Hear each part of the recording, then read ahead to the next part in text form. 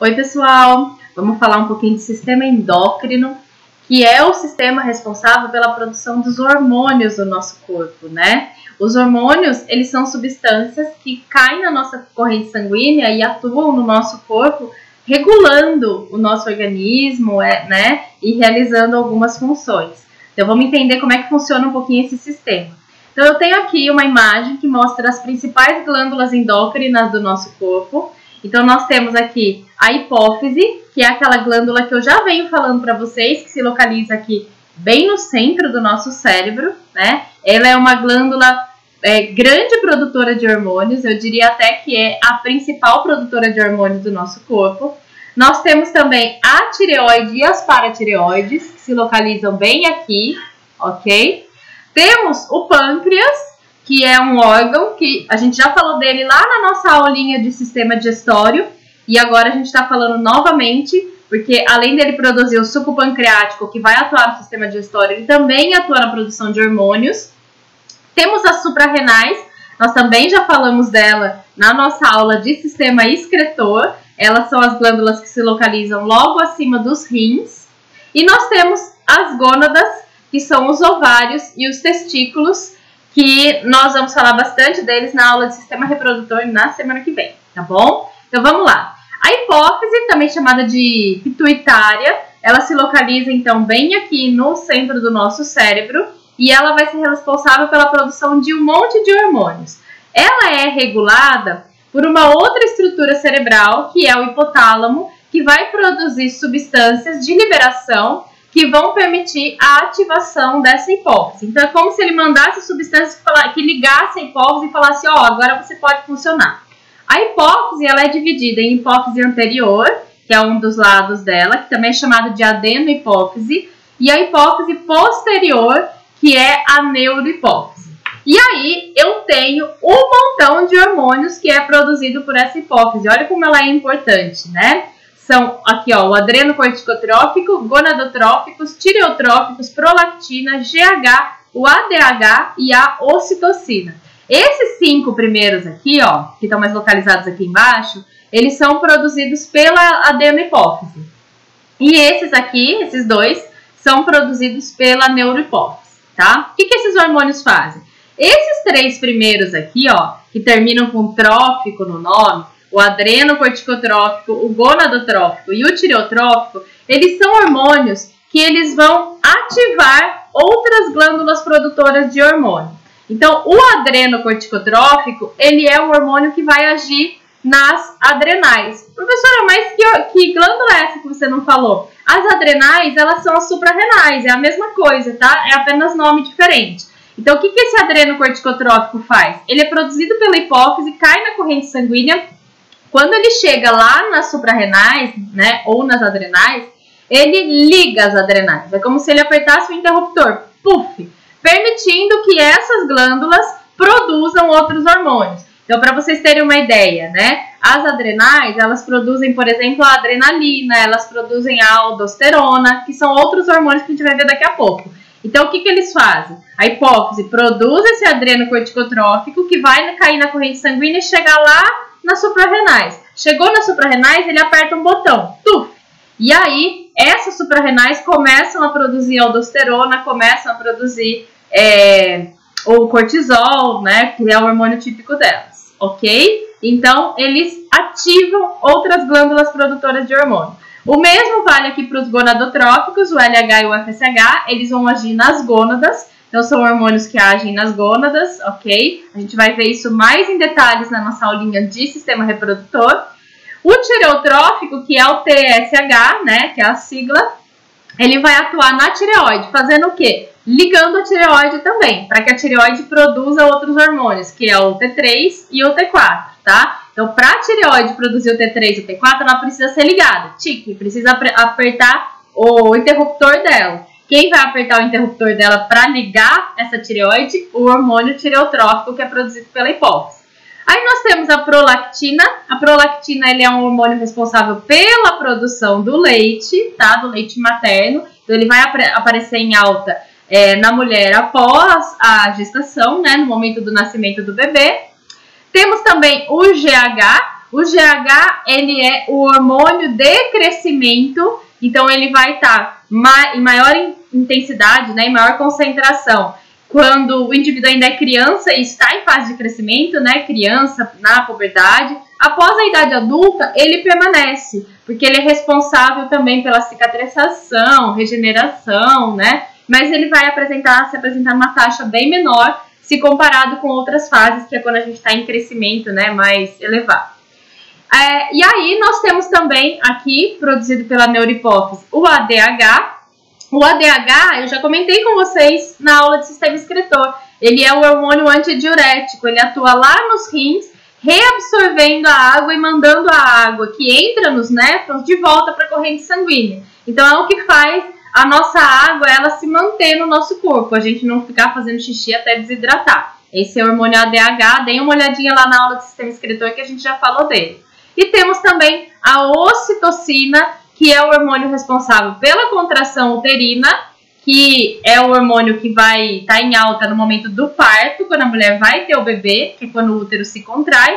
E também ela é responsável pela expulsão do leite pelas glândulas mamárias. Então, enquanto a prolactina ela produz o leite, a ocitocina é que faz o leite ser liberado, né? Então veja que no momento do nascimento do bebê, ó, as duas coisas estão atuando juntas, né? O útero se contraindo e também as glândulas mamárias aí se preparando para a expulsão do leite. Então veja que eu tenho aqui esses 7 hormônios que são produzidos pela hipófise, ok? Esses prolactina, GH, ADH e ocitocina que tem uma função direta num órgão, e esses 3 aqui, tireotrófico, gonadotrófico e adenocorticotrófico, que vão ligar outras glândulas, né, para que elas produzam outros hormônios. Nós temos também a tireoide, como eu falei para vocês, que se localiza bem aqui, ok? Bem aqui. A tireoide, ela vai ser responsável pela produção de 3 hormônios, né? A triiodotironina, que é chamada de T3, e a tiroxina, que é chamada de T4. Tanto o T3 e o T4 são hormônios que atuam na regulação do metabolismo. Lembra que o metabolismo é o conjunto de reações químicas do nosso corpo. Então, eles atuam regulando essas reações químicas no nosso corpo. Quando a pessoa tem alguma falha na tireoide, né, na produção desse T3 e T4, ela pode estar tendo o chamado hipotiroidismo ou hipertiroidismo, que são doenças bastante comuns. O hipotiroidismo é quando existe uma baixa na produção de T3 e T4. Com essa baixa na produção de T3 e T4, o metabolismo da pessoa vai diminuir, certo? Então as reações elas vão acontecer de uma forma muito lenta, o que acaba prejudicando o organismo. E aí precisa tomar medicações para haver uma regulação. O contrário também acontece, é o hipertiroidismo. É quando há uma produção excessiva de T3 e T4, ou seja, o metabolismo da pessoa vai lá nas alturas, né? Acontece muito rapidamente e aí também precisa ter uma intervenção médica aí para regular. E nós temos também, sendo produzida pela tireoide, a calcitonina. A calcitonina, ela é um hormônio responsável pela queda da taxa de cálcio no sangue, ou seja, quando a gente ingere alimentos que têm muito cálcio, a taxa de cálcio aumenta no nosso sangue. A calcitonina vai lá, retira esse cálcio do sangue e manda para as nossas centrais de armazenamento de cálcio, que no caso são os nossos ossos, tá? Então ela retira o cálcio do sangue e manda para os nossos ossos para ficar armazenado ali. E logo acima das tireoides, nós temos as paratireoides, que são 4 glândulazinhas que trabalham para acima, né? Acima das tireoides. As paratireoides, elas vão produzir o paratormônio, que é um hormônio que ele é o contrário da calcitonina. Enquanto que a calcitonina, ela retira o cálcio do sangue, o paratormônio ele aumenta a taxa de cálcio do sangue. Então ele retira um pouco de cálcio dos nossos ossos e manda para o sangue. Mas por que isso? Porque nós precisamos do cálcio em algumas funções do nosso organismo, né? Por exemplo, para a coagulação sanguínea, a gente precisa de cálcio.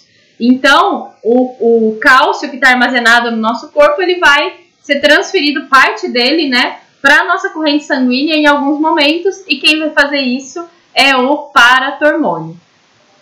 Outro processo que demanda cálcio no nosso organismo é o processo de contração muscular. E a gente tem que lembrar que a nossa musculatura está contraindo o tempo todo, né? tanto contração voluntária, que são aquelas que a gente controla, por exemplo, tô apertando a minha mão, né, tô contraindo a musculatura, quanto contração involuntária, que é o caso, por exemplo, dos batimentos cardíacos, tá? E aí, para que haja a contração muscular, a gente também precisa de cálcio. Então, se há uma queda de cálcio no nosso sangue, o paratormônio vai lá, retira esse cálcio do armazenamento, no caso dos ossos, né? Um pouco, não tudo, obviamente, mas um pouco, manda para a corrente sanguínea para que esse cálcio seja bombeado para as células musculares e elas possam fazer a contração. Beleza? Então, o paratormônio e a calcitonina, eles trabalham juntos aí nesse processo de aumentar ou diminuir a taxa de cálcio no nosso sangue. E aí nós temos também o pâncreas, que nós já falamos dele na aula lá de sistema digestório, que ele produz o suco pancreático, mas além do suco pancreático, ele também produz dois hormônios muito importantes, que é a insulina e o glucagon, que vão atuar aí no metabolismo da glicose. Então vocês devem lembrar, lá da aula de sistema digestório, que quando a gente consome um carboidrato, esse carboidrato ele vai ser quebrado no nosso organismo, inicia a digestão na boca, né, a digestão enzimática, e ela vai finalizar no intestino delgado, se transformando em monossacarídeo, que são as menores moléculas possíveis de carboidrato. E aí esses monossacarídeos eles vão ser absorvidos pelas células intestinais e vão cair na corrente sanguínea. Ou seja, com o consumo de carboidrato, eu tenho um aumento da taxa de açúcar no sangue, ou seja, de monossacarídeos, ou seja, de glicose, de açúcar, tá? Aumenta a taxa de açúcar no meu sangue. Só que essa taxa de açúcar, ela não pode permanecer elevada. Então, o que acontece? O pâncreas, ele vai produzir a insulina, que vai fazer o quê? Ela vai chegar nesse açúcar, ela vai pegar esse açúcar e vai bombear esse açúcar para que ele seja armazenado em outras células do nosso corpo, ok? Então, é um armazenamento de açúcar, diminuindo, portanto, a taxa de açúcar no nosso sangue. Quando essa taxa de açúcar ela está muito baixa, também não pode, porque vocês têm que lembrar que para que haja produção de ATP, eu preciso de oxigênio e eu preciso da glicose. Então, quando a taxa de açúcar ela está muito baixa, ou seja, já faz muito tempo que você já consumiu carboidrato, o pâncreas ele vai liberar o outro hormônio, que é o glucagon. O que o glucagon faz? Ele tem um processo contrário à insulina. Ele pega a glicose que está armazenada e ele joga na corrente sanguínea para que ela possa circular e ela possa, consequentemente, ir para outras células do nosso corpo, tá? Então, a insulina e o glucagon, eles trabalham aí de modos antagônicos. Enquanto a insulina, ela retira o excesso de açúcar do sangue, o glucagon, ele manda açúcar para o sangue para que a gente fique sempre em homeostase, ou seja, para que a gente fique sempre equilibrado, para que o nosso organismo fique sempre equilibrado. Beleza? Na webconferência a gente fala um pouquinho mais aí da diabetes, que é uma doença causada por deficiência na produção de insulina, tá bom? Que está relacionada aí ao pâncreas. Nós temos também as suprarrenais, também chamadas de adrenais, falei um pouquinho dela na aula de sistema excretor, e aí nós temos alguns hormônios principais, né? Existem outros, tá? Esses são os principais. O cortisol, que é um hormônio que ele é responsável por diminuir os processos inflamatórios no nosso corpo, né? Também chamado de hormônio do estresse, porque quando a gente está muito estressado, ele é produzido numa concentração elevada, tá? Isso é até um mecanismo de sobrevivência, né? Porque se você está estressado, se a gente pensar num ambiente selvagem, pode ser porque você esteja fugindo de um predador, por exemplo, e aí não dá para você ter uma inflamação, né? Algo assim, e acabar morrendo. Então, ele é um hormônio indispensável, digamos assim, para a sobrevivência das espécies, né, em ambiente natural.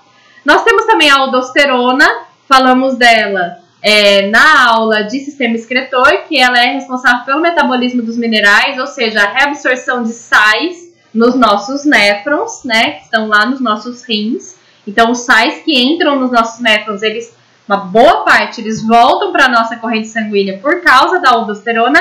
E a adrenalina, também chamada de epinefrina, que é um hormônio que é responsável pelo aumento da atividade neural, né? Aquela sensação que a gente tem quando a gente está com medo, aquilo é causado pela adrenalina. Então, o cérebro ele começa a funcionar mais rápido, né? A gente tem a dilatação da pupila, parece que começa a ouvir mais, né? Isso tudo é causado pela adrenalina, que é um hormônio responsável aí por nos colocar em alerta, né? O hormônio do alerta quando a gente está numa situação de de que a gente precisa ficar em alerta por uma questão de sobrevivência, né? Que o nosso corpo ele entende que é uma situação de sobrevivência, né? Uma situação de perigo.